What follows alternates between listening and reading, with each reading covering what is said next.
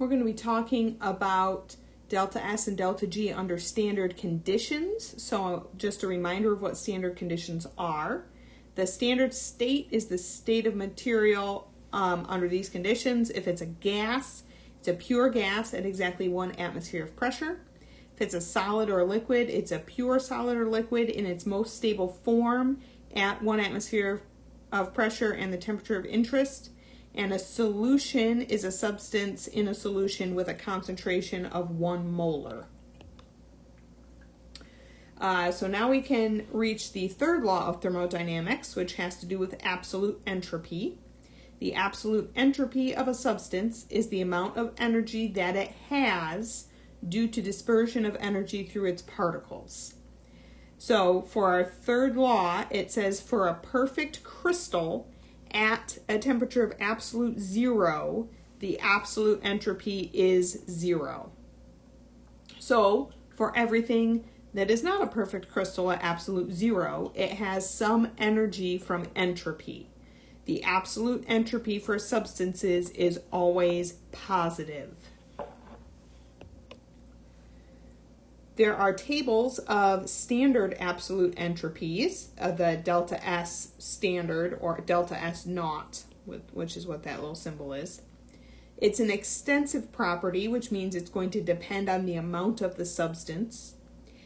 And the entropy for 1 mole of a substance at 298 Kelvin for a particular state, allotrope, molecular complexity, molar mass, and a degree of dissolution is what the standard entropy is. So it's going to be specific for what it is. So here is a abbreviated table. There is a more extensive table in the appendix of your book, or you'll have access to one in your sapling homework. And you can see that it specifies the state of matter for the substance. And they're all positive values. Now, remember when we talked in Chem 103 about standard conditions for delta S, delta H, the delta H for elements was 0, the enthalpy of formation. For delta S, they are all positive values as long as you're larger than absolute 0. Now, if we want to look at patterns in them, the gas state is going to have a larger entropy than the liquid. The liquid will have a larger entropy than the solid. So if we compare liquid water to gas phase water, you can see that the entropy of the gas is higher than that of the liquid. As we increase molar mass, we're going to increase our entropy because there's more energy states available because of the additional mass. So if you compare going down the noble gases, your entropy increases with your molar mass. Allotropes, the less constrained a structure, the larger its entropy. So if we compare diamond and graphite, diamond has a 3-dimensional structure. It's actually kind of a tetrahedral shape where each carbon is attached to 4 other carbons, whereas graphite, which is what is in pencils, is layers that can slide across each other. So graphite is less constrained than diamond, and so it has a higher entropy value. And larger, more complex molecules are going to have a larger entropy than less complex.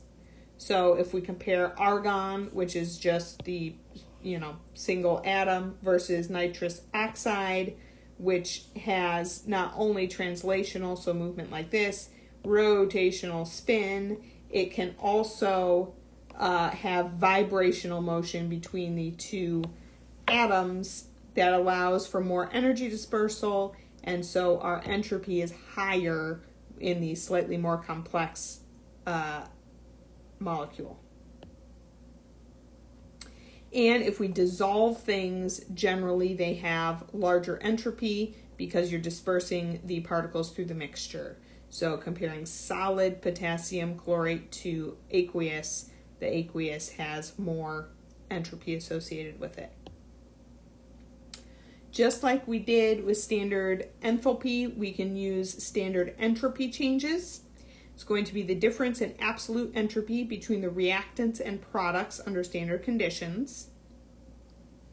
And remember, if our standard enthalpy of an element is 0, the standard entropy is always positive. And we always take the sum of our products times their coefficients minus the sum of our reactants times their coefficients. Let's work through a problem here. Calculate delta S naught for this reaction. So we're going to add up our products. So we're going to have 4 times our NO, which is 210.8, plus 6 times our water in the gas phase is 188.8, minus 4 times our ammonia, 192.8, plus 5 times our oxygen at 205.2. The way I would do this is I'm going to do the products and the reactants together, then subtract those two numbers. So for my products, I get 1976 joules per Kelvin.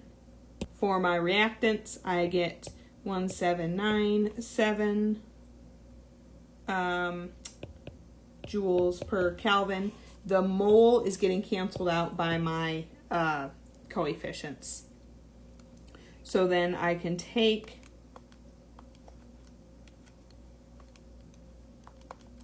those two and subtract them, and so I get my delta S naught as 179 joules per Kelvin.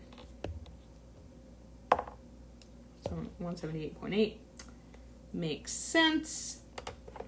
You would, it is a positive value, which makes sense based on this because we have 9 molecules of gas over there and 10 on the product side, so gaining gas molecules should lead to a higher entropy.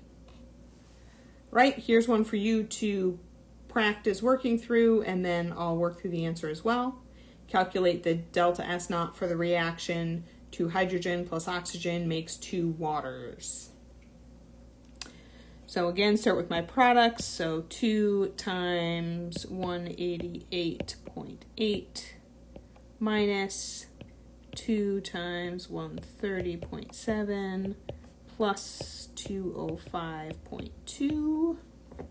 So here I get 377.6. Here I get 466.6. So if I subtract those, I get a delta S naught of negative 89.0 joules per Kelvin.